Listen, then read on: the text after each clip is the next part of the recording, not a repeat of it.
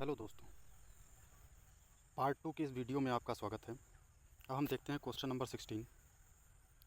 प्रश्न संख्या 16 कह रहा है कोशिका विभाजन की प्रथम अवस्था कौन सी है जिसमें अंतः केंद्रक विलुप्त हो जाता है? इंटरफेज, प्रोफेज, टेलोफेज या एनाफेज? तो वह अवस्था है प्रोफेज। इसके बारे में बाकी जानकारी लिखी हुई है, आप देख लीजिएगा। प्रश्न संख्या 17 में है समसूत्री विभाजन के परिणाम स्वरूप एक जनक कोशिका से कितनी संतति कोशिकाओं का जन्म होता है? विकल्प दिए हैं 2, 3, 4 या 1। तो इसका आंसर है 2। समसूत्री विभाजन के परिणाम स्वरूप बने प्रत्येक संतति कोशिका में गुणसूत्रों की संख्या जनक कोशिका के समान ही होती है। अगला प्रश्न देखते हैं, प्रश्न संख्या 18। शरीर में नवीन कोशिकाओं का निर्माण किसके द्वारा होता है? असूत्री विभाजन, समसूत्री विभाजन, अर्धसूत्री विभाजन या उपयुक्त सभी में? तो ऐसा विभाजन जो है वह समसूत्री विभाजन है, क्योंकि इसके कारण जीवों में वृद्धि एवं विकास होता है। कुछ सूक्ष्म जीवों में इसी विभाजन के द्वारा अलैंगिक प्रजनन की प्रक्रिया होती है। समसूत्री विभाजन द्वारा शरीर में नवीन कोशिकाओं का निर्माण होता है, अतः इस प्रकार शरीर की मरम्मत होती है तथा घाव भरते हैं। अगला क्वेश्चन देखते हैं, प्रश्न संख्या 19। अर्धसूत्री विभाजन की खोज किसने की थी? Weismann, Strasburger, Walther Flemming, Farmer तथा मुरे ने। तो इसकी खोज की थी वीजमैन ने। ठीक है, इसके बारे में अतिरिक्त जानकारी ये लिखी हुई है, आप देख लीजिएगा।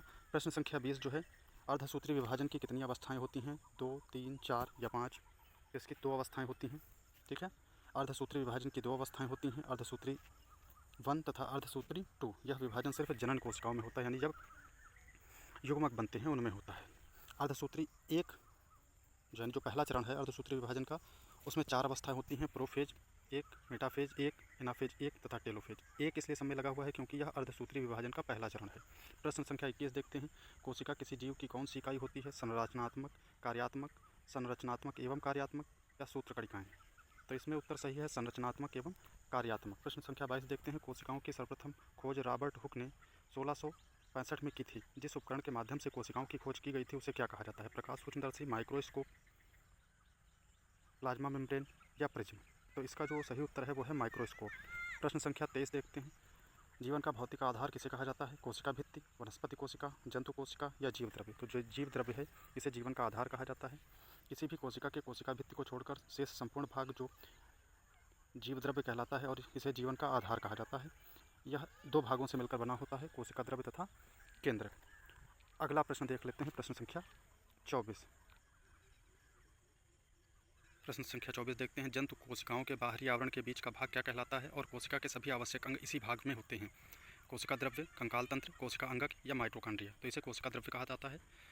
केंद्रक और प्लाज्मा मेम्ब्रेन यह जंतु कोशिका का बाह्य आवरण है और इसी के बीच का भाग जो होता है वो कोशिका द्रव्य या कोशा द्रव्य कहलाता है। इसे साइटोप्लाज्म भी कहा जाता है और कोशिका के सभी आवश्यक अंग इसी भाग में पाए जाते हैं जो कि कोशिका अंग कहलाते हैं। इसे सेल ऑर्गेनेल्स के नाम से भी जाना जाता है।